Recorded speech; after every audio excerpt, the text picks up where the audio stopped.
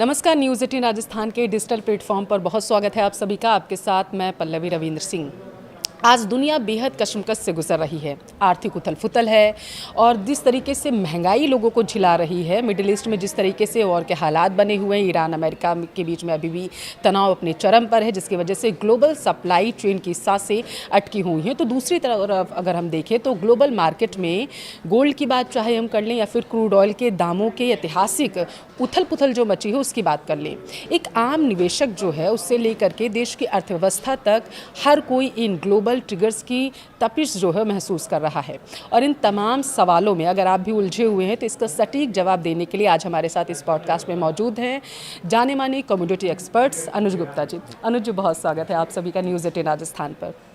देखिए, अनुज जी हमारे शो में मौजूद हैं और ये आपको बताएंगे कि किस तरीके से सोने चांदी में जिस तरीके से महंगाई देखने को मिल रही है, क्रूड ऑयल के दाम क्यों आगे बढ़ रहे हैं और अभी मिडिल ईस्ट में क्या तनाव बना हुआ है, इस पर अनुज जी अपनी बेबाक राय यहाँ पर रखते हुए नजर आएंगे। अनुज जी, पहला सवाल तो आपसे मेरा यही है कि हाल में सोने चांदी की कीमतों में जो रिकॉर्ड तेज़ी आई है उसको आप किस तरीके से देख रहे हैं? देखिए, अगर हम बात करें गोल्ड सिल्वर की तेज़ी, ये हमने जनवरी के महीने में देखा था, जब उसमें गोल्ड करीबन 1,90,000 तक चला गया था और चांदी करीबन 4,20,000 तक चली गई थी। तो उस टाइम पे हमने देखा था कि एक फोमो क्रिएट हो गया था, फिजिकल जो सप्लाई थी वो क्रंच हो गई थी, जिसकी वजह से हमने एक तेज़ी का ट्रेंड बनते हुए देखा था। इन्वेस्टमेंट डिमांड जो थी वो वहाँ पर आती हुई दिखाई दी थी। उसके बाद हमने देखा गोल्ड सिल्वर के भाव करेक्ट होते हुए दिखाई दिए और पिछले एक महीने से काफ़ी रेंज में ट्रेड करते हुए दिख रहे हैं। हालांकि ऐसे में अगर आप देखेंगे तो गोल्ड ETF की डिमांड बहुत बड़ी है।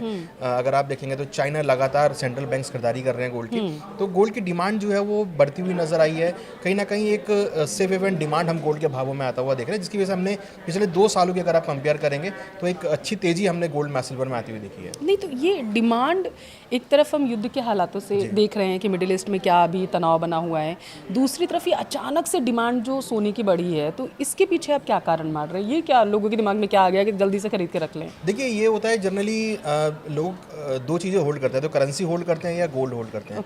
वॉर की वजह से करेंसी डेप्रिशिएट हुई है, तो लोगों को लगता है कि वॉर की वजह से करेंसी को आप ले जा नहीं सकते, करेंसी को आप होल्ड नहीं कर सकते, और क्योंकि करेंसी डेप्रिशिएट हो रही है तो ऐसे में लोग जो हैं जनरली सेफ हेवन एसेट को होल्ड करते हैं। तो ऐसे में क्रूड जो गोल्ड है वो सबसे पहले आता है। हालांकि क्रूड भी सेफ हेवन एसेट होता है बट उसको होल्ड करना मुश्किल होता है, तो इसलिए लोग गोल्ड को होल्ड करते हैं, जिससे कि उसको अगर वो कहीं पर भी शिफ्ट होते हैं तो उसको ईजिली यूज़ कर सकते हैं। तो as a investment, as a safe again uncertainty और एज ए इन्वेस्टमेंट के तौर पे लोग गोल्ड को बाय करते हैं। तो आप कहना चाहते हैं कि इस वक्त जो सोना है वो लोगों के लिए सेफ पॉइंट बना हुआ है, लोग सोच रहे हैं कि अभी इसको स्टॉक करके इसका रख लेते हैं ताकि आगे हमारे काम आएगा? बिल्कुल। देखिए, अगर कोई भी अनसर्टेनिटी होती है उसके बाद मान लीजिए अगर कोई शिफ्ट कर रहा है अपना एक कंट्री से दूसरी कंट्री में, तो उसको गोल्ड ले आना ईजी होता है, तो उसको वहाँ जाकर वो यूज़ कर सकता है। करेंसी उतनी जल्दी वो ले आ नहीं सकता, तो इसलिए गोल्ड लोग होल्ड करते हैं एक लंबी अवधि के पर्सपेक्टिव के लिए कि वहाँ पर उनको इन्वेस्टमेंट भी मिलता है और अगर कोई अनसर्टेनिटी होती है तो उसका भी बेनिफिट मिलता है।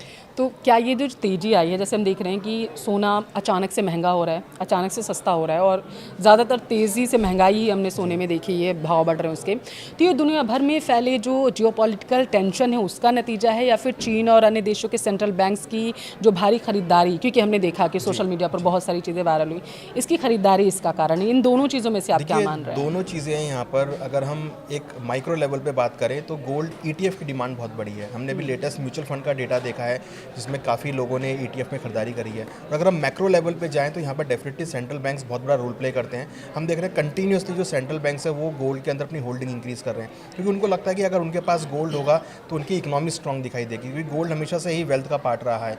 तो कहीं ना कहीं हम देख रहे हैं सेंट्रल बैंक्स यहाँ पर गोल्ड बाय कर रहे हैं, जिससे कि उनको आगे चलकर फ़ायदा होता हुआ दिखाई देगा। तो इसलिए सेंट्रल बैंक्स में यहाँ पे खरीदारी कर रहे हैं। तो एक नॉर्मल आदमी भी खरीदारी कर रहा है, एक निवेशक भी खरीदारी कर रहा है और सेंट्रल बैंक्स भी खरीदारी कर रहे हैं। तो तीनों का ही जो मेल जोल है वो गोल्ड के भावों को सपोर्ट कर रहा है।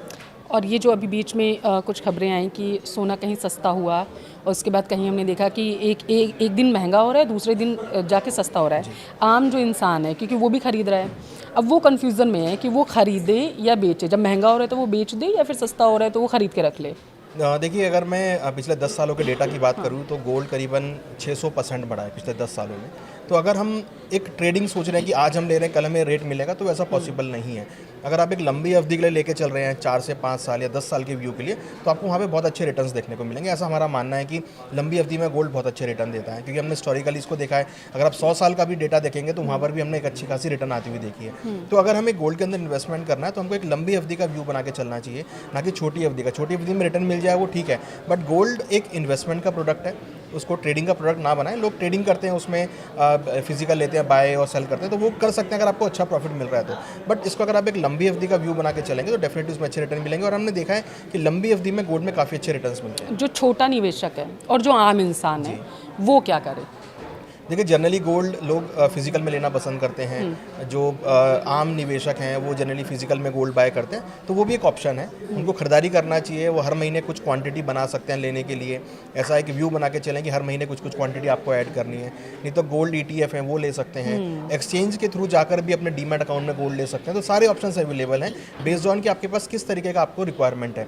अगर आपको फिजिकल की रिक्वायरमेंट नहीं है तो आप डीमैट में भी ले रख सकते हैं, आप ETF भी ले सकते हैं। आपको अगर फिजिकल की रिक्वायरमेंट है तो आप ज्वेलर के पास जाकर स्मॉल क्वांटिटी में भी ऐड कर सकते हैं। आप कहना चाहते हैं छोटा छोटा निवेश करते Yes, जो yes, आम लोग हैं। yes. और क्या जो आम लोग हैं, जो मैं बड़े इंसानों की बात नहीं कर रही हूँ जो बहुत ज़्यादा वो करते हैं, मैं सिर्फ इतना जो आम इंसान है, जो अभी शादी का सीज़न आने वाला है, जैसे अक्षय तृतीया आ गई, तो उस दरमियान जो लोग खरीदते हैं, तो क्या वो छोटा छोटा निवेश करना शुरू कर दें या फिर कैसे करें? बिल्कुल, गोल्ड में तो मैं ये कहना चाहूँगा कि अगर आप 100 रुपये महीने में इन्वेस्टमेंट करते हैं तो उसमें से आप 20 रुपये आप गोल्ड में निकाल के रखिए। मीन्स अगर आपको लगता है कि आपको हर महीने कुछ इन्वेस्टमेंट करना है तो गोल्ड इज़ अ प्रोडक्ट जिसको आप हर महीने इन्वेस्टमेंट करें। क्योंकि अगर आप इसको इन्वेस्टमेंट करेंगे और आप लंबी अवधि के बाद देखेंगे तो यू विल गेट कि हाँ, मेरे को एक बहुत अच्छा रिटर्न मिला। बहुत अच्छा रिटर्न। तो आप हर महीने मैं तो कह रहा हूँ कि अगर आप कोई इनकम किसी को आ रही है इनकम, तो उसमें से 100 रुपये वो गोल्ड के लिए निकाल के रखें और गोल्ड में इन्वेस्टमेंट करता चले। छोटे छोटे इन्वेस्टमेंट करिए, ये अनुज जी का कहना है। अच्छा अनुज जी, इस ऑल टाइम हाई मार्केट में अगर एक आम रिटेलर जो है, निवेशक भारी कन्फ्यूज़न में भी आ जाता है, और उसके लिए आपकी क्या रणनीति होगी? अभी निवेश करना सही अभी के हालातों पे अगर देखें कि जिस तरीके से कभी हॉर्मुज पे ईरान कब्जा कर रहा है, कभी अमेरिका कर रहा है, तो ऐसे में उथल पुथल तो मार्केट में भी मची हुई है, तो आम रिटेलर जो है वो क्या करें? देखिए, गोल्ड के भाव जनवरी में बहुत बढ़ गए थे। अगर आप कंपेयर करेंगे जनवरी के भाव से तो करीबन 30% भाव नीचे आ चुके हैं। चांदी के भाव भी करीबन 50% नीचे आ चुके हैं। तो ये अच्छा मौका है, हाई से भाव नीचे करेक्ट हो चुके हैं। और जिनको अगर शादी वगैरह है, जिनके घर में फिजिकल रिक्वायरमेंट, तो उनको लेना चाहिए। और उनको इन्वेस्टमेंट करना है तो वो तो मैं कह ही रहा हूँ कि आप हर महीने कुछ कुछ क्वांटिटी ऐड करें। एक SIP का फॉर्म बना के चलें, उसमें आप खरीदारी करें। आप लोअर क्वांटिटी लेकर चलें, आप स्मॉल क्वांटिटी लेकर चलें, बट ऐड ज़रूर करें। क्योंकि जो ये अनसर्टेनिटी का माहौल है, जिसमें आप देखिए कि स्टेट ऑफ हॉर्मुज बंद हो रहा है, कभी ओपन हो रहा है, कभी वॉर हो रही है, कभी नहीं हो रही है, तो ऐसे में बहुत अनक्लियर सा माहौल हो गया है। तो ऐसे में करेंसी यहाँ पर डेप्रिशिएट होती हुई दिखाई दे रही हैं, जिसकी वजह से जो इन्वेस्टमेंट है वो गोल्ड की तरफ शिफ्ट होती हुई दिखाई दे रही है। आप करेंसी की बात कर रहे हैं तो मुझे अभी कल परसों की ये खबर है तो मुझे वो याद आ गई, क्योंकि ये पाकिस्तान में लोग क्या कर रहे हैं कि ईरानी जो करेंसी है वो बहुत ज़्यादा लेके रख रहे हैं, क्योंकि उनके दिमाग में ये चीज़ चल रही है कि कल को अगर युद्ध रुकता है, वो ईरान जाते हैं, या फिर उनको ये उम्मीद है कि ये करेंसी जो है आगे चल करके हमें मुनाफा दे सकती है। तो उसको लेकर के आपके क्या विचार? देखिए, अगर हम पाकिस्तान के लेवल पे बात करें तो ईरान एक वे है। अगर आपको UAE के अंदर एंट्री करना है तो पाकिस्तान बाया रोड आप ईरान से एंट्री कर सकते हैं। तो ये कि आपको वहाँ पे फ्लाइट लेने की जरूरत नहीं है, आप खाली बॉर्डर क्रॉस आपको बाय रोड करना। तो एक वो वे है कि अगर आपके पास ईरानी करेंसी होगी तो आप इजीली ईरान से ट्रैवल होते हुए आप UAE के अंदर या दुबई के अंदर भी जा सकते हैं। तो वो इंडिया के पास ऑप्शन नहीं, क्योंकि आपको पाकिस्तान क्रॉस करना पड़ेगा। तो यहाँ पाकिस्तान के पास ऑप्शन नहीं है। अगर आपके पास ईरानी करेंसी है तो आप उसको आगे खर्च करके बाया रोड आप दुबई वगैरह जहाँ भी आपको जाना आप जा सकते हैं। तो ये पाकिस्तान का पॉलिटिकल एक नज़रिया है कि आपके पास अगर करेंसी है तो आप अदर कंट्रीज में ट्रैवल कर सकते हैं। वो रद्दी के भाव खरीद रहे थे क्या? क्योंकि बहुत सारी चीज़ें मैंने ऐसी देखी कि वो ये सोच रहे हैं कि हम किलो के भाव में पहले खरीद के रख लेते हैं, देन इसके बाद हमें बहुत ज़्यादा मुनाफा होगा। तो क्या ऐसा संभव है? देखिए, बिल्कुल। देखिए, उनका एक व्यू है। उनका व्यू मुझे लगता है कि शायद इस वजह से है कि उनको लग रहा है कि अगर ये वॉर रुकेगी तो ईरान एक नई पावर आके निकलेगा, या ईरान के अंदर बहुत अच्छी ग्रोथ देखने को मिलेगी, या अगर अमेरिका ईरान के ऊपर आता है तो अमेरिका वहाँ पर कुछ डेवलपमेंट्स करेगा। तो उनका ये नज़रिया है कि अगर ईरान जो US है वो अगर ईरान को कब्जा में ले लेता है तो US वहाँ पर बहुत अच्छा डेवलपमेंट करेगा, जिससे कि ईरान की वैल्यू बढ़ेगी, ईरान की करेंसी इंक्रीज होगी, तो वो भी काफ़ी सस्ते दामों में मिल रही है, इसलिए वो वहाँ पर इन्वेस्टमेंट करते हैं। तो क्या इस बात की भी संभावनाएं हैं कि जैसे आप बोल रहे हैं युद्ध जब रुकेगा और चीज़ें आगे बढ़ेंगी और अमेरिका वहाँ पे इन्वेस्टमेंट करता है, बहुत सारी चीज़ें होंगी, तो क्या ये भी तो संभावना हो सकती है ना कि संभवतः ईरान अपनी करेंसी ही चेंज कर दे? ऐसी पॉसिबिलिटीज़ हैं? नहीं, देखिए ऐसी पॉसिबिलिटी तो नहीं है, क्योंकि ऐसी इकोनॉमीज़ नहीं करती हैं, क्योंकि ऑलरेडी उनके बहुत सारे फंड्स, उनकी फेडरल रिजर्व के फंड, उनके सेंट्रल बैंक्स के फंड, उनकी इन्वेस्टमेंट्स सब उस करेंसी में होती है। तो करेंसी नहीं चेंज कर सकते, हालांकि उसको डिनोमिनेशन में चेंज कुछ कर सकते हैं, बट करेंसी चेंज नहीं होगा, ऐसा अभी तक तो नहीं हुआ है। ठीक है, तो ये समझ की बात होगी, क्योंकि बहुत सारी चीज़ें सोशल मीडिया पर वायरल हो रही थी। मुझे लग रहा है अब क्लियर जो है लोगों को मैसेज मिल चुका होगा।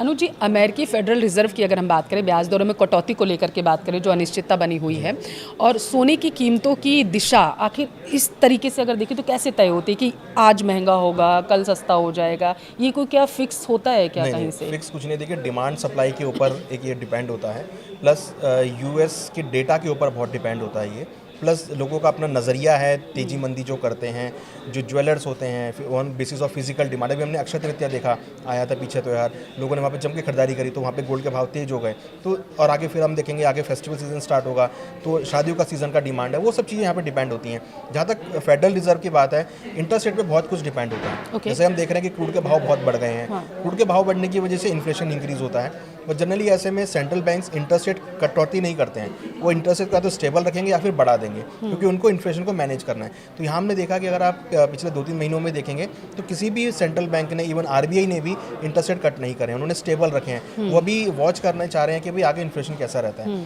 अगर क्रूड के भाव बढ़ेंगे, इन्फ्लेशन बढ़ेगा, तो वो शायद मॉनेटरी टाइटनिंग करेंगे, मीन्स इंटरेस्ट रेट में आगे वो बढ़ाते हुए नजर आएंगे। तो उसकी वजह से क्या होगा कि जो लोगों का पैसा है वो सारा बैंक्स में आना चालू हो जाएगा। तो ये एक जो कंसर्न है वो गोल्ड के प्राइसेस को डिपेंड करता है। अगर उन्होंने इंटरेस्ट रेट बढ़ा दिए तो लोग गोल्ड से पैसा निकाल के बैंक में डालना चालू करेंगे, तो ऐसे में फिर गोल्ड के भाव नीचे आ सकते हैं। अगर उन्होंने इंटरेस्ट रेट कट किए तो लोग बैंक से पैसा निकाल कर गोल्ड में पैसा डालना चालू करेंगे। तो ये एक इनडायरेक्टली या बोलें एक जो प्रोपोर्शनेट है वो बहुत डिफरेंट है। ओके, फिजिकल गोल्ड की बात करें, डिजिटल गोल्ड की बात करें, सॉवरेन गोल्ड बॉन्ड की आज बात करें, तो इन सब चीज़ों में आपको कितना अंतर नज़र आता है? देखिए कोई अंतर नहीं है, सबके प्राइस फिजिकल गोल्ड के अकॉर्डिंग चलते हैं। अगर आपने गोल्ड ETF लिया है तो वो भी फिजिकल बैक्ड है। आपने अगर सोवरेन गोल्ड बॉन्ड लिया है, हालांकि वो तो बंद हो चुका है, बट आपके पास अगर है तो उसका भाव भी फिजिकल गोल्ड के अकॉर्डिंग चलेगा। फिजिकल गोल्ड का भाव तो फिजिकल के गोल्ड के अकॉर्डिंग चलेगा। तो ये सब चीज़ें जो है totally backed by physical gold है। अगर आपने गोल्ड ETF लिया है तो वो भी बैक्ड बाई फिजिकल गोल्ड होगा। सोवरेन गोल्ड बॉन्ड है वो भी फिजिकल गोल्ड के बैक्ड है। तो इसलिए कोई फ़र्क नहीं है, खाली ये है कि प्रोडक्ट डिफरेंट है। वो प्रोडक्ट आपने ETF में ले लिया, आपने डीमैट अकाउंट में रख लिया है, अपने म्यूचुअल फंड से लिया है, आपने सोवरेन गोल्ड बॉन्ड लिया वो आपने एक्सचेंज के थ्रू लिया है, आपने अगर गोल्ड फिजिकल लिया तो आपने ज्वेलर से लिया है। तीनों के भाव में कोई फर्क नहीं है, उनके भाव की उठापटक जो होगी वो बिल्कुल सिमिलर रहेगी। ओके, मतलब तीनों में से अगर किसी भी इन्वेस्ट करते हैं तो सेम ही रहेगा या फिर कुछ उथल पुथल हो सकती है? सुरक्षित कौन सा है? देखिए सुरक्षित तो तीनों ही है। अच्छा, सिर्फ ये है कि आपकी कैपेसिटी कितनी है। आपको फिजिकल रखना पसंद है, आप फिजिकल रख लीजिए। आपको लगता नहीं फिजिकल कैरी करना मेरे लिए नुकसानदेह हो सकता है, मैं कहीं ले आ नहीं सकता उसको, तो अपने डीमैट में, अपने वॉलेट में आप रख सकते हैं, डीमैट अकाउंट के अंदर। ओके, तो ये डिफरेंस होता है। ओके, ऐतिहासिक रूप से अगर हम देखें कि जब वैश्विक संकट अभी बना हुआ है और आगे भी जिस तरीके से आएगा, क्योंकि लोग इसे समझना चाहेंगे, तो सोने में जो निवेशक हैं वो सेफ हेवन सोना का बन जाता है, आपने हमें बताया। तो क्या आपको लगता है कि कमोडिटी सुपर साइकिल के एक नए और लंबे बुल की जो शुरुआत होगी वो देखने को हमें मिल सकती है आगे? देखिए वो शुरुआत तो ऑलरेडी हो चुकी है। हमने कोविड के टाइम से देखा था, बहुत बड़े डिप्स आए थे मार्केट में, फिर वहाँ से बहुत अच्छा रनअप देखने को मिला। अभी क्या है, एक कंसोलिडेशन फेज चल रहा है, क्योंकि ये वॉर की वजह से एक क्रूड के भाव बहुत बढ़ गए हैं। लोग अभी वॉच कर रहे हैं कि अभी बाइंग करें या ना करें, थोड़ा वेट करें, क्योंकि अनसर्टेनिटी का माहौल होता है। लोग ऐसे में निवेशक करने की बजाय सर्वाइव करना ज़्यादा पसंद करते हैं कि भाई अपना आप कैश बचा के रखिए, कभी रिक्वायरमेंट ना आ जाए। तो इसलिए अभी वो थोड़ा सा हम देख रहे हैं कि गोल्ड सिल्वर के भाव थोड़े स्टेबल हो गए हैं यहाँ पे।